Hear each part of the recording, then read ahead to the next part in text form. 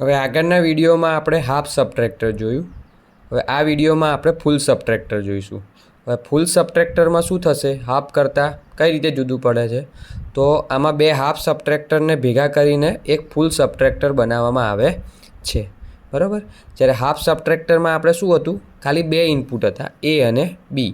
પણ આમાં કેટલા ઇનપુટ થશે, એ બી અને બોરો ઇન, અને આઉટપુટ તો બે જ મળશે. ડી મીન્સ ડિફરન્સ અને બી આઉટ એટલે બોરો આઉટ, આ રીતે મળે.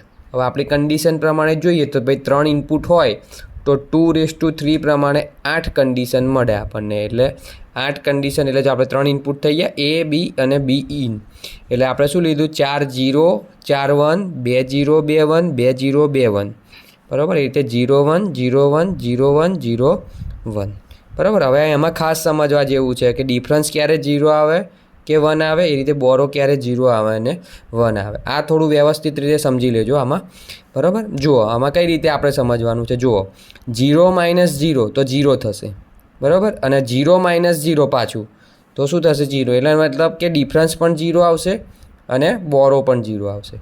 0 - 0 એટલે 0 થાય, બરાબર.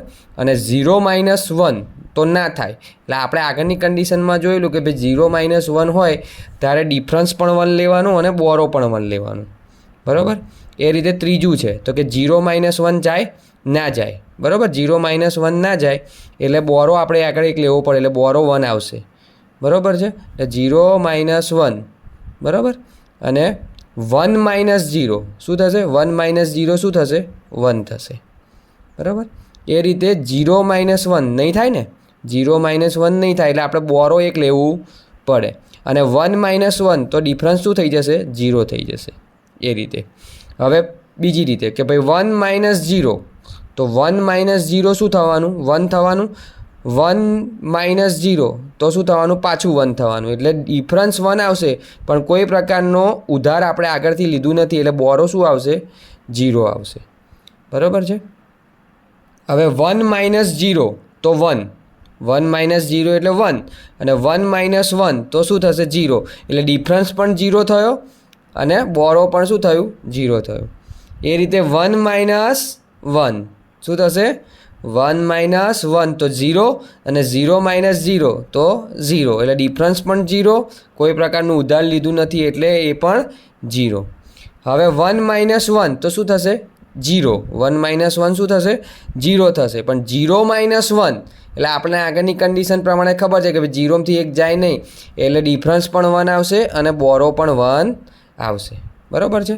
હવે આ ફિગર પેલી પ્રમાણે દોરી છે કે બે હાફ સબટ્રેક્ટરને ભેગા કરીને આપણને એક આખું ફૂલ સબટ્રેક્ટર મળે છે. એટલે તમે ફૂલ સબટ્રેક્ટરમાંથી હાફ સબટ્રેક્ટર બનાવી શકો, પણ હાફ સબટ્રેક્ટરમાંથી ફૂલ સબટ્રેક્ટર તમે ના બનાવી શકો. હા, ક્યારે બનાવી શકો, જો બે ભેગા કરો તો ફૂલ સબટ્રેક્ટર તમે બનાવી શકો છો, બરાબર. પણ એકલા હાફ સબટ્રેક્ટરથી કોઈ દિવસ ફૂલ સબટ્રેક્ટર બને નહીં, પણ ફૂલ સબટ્રેક્ટરમાંથી હાફ સબટ્રેક્ટર આપણે બનાવી શકીએ છીએ.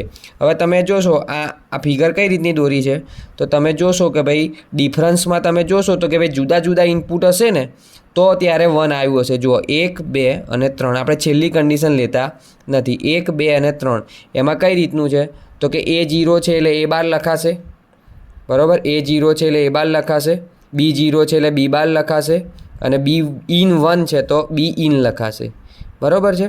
એ રીતે આમાં જોશો તો કે ભાઈ આમાં એ બાર બી ઇન બાર, બરાબર. એ રીતે આમાં જોશો તો એ બાર બી અને બી ઇન, એટલે એ રીતે તમે જોશો તો તમને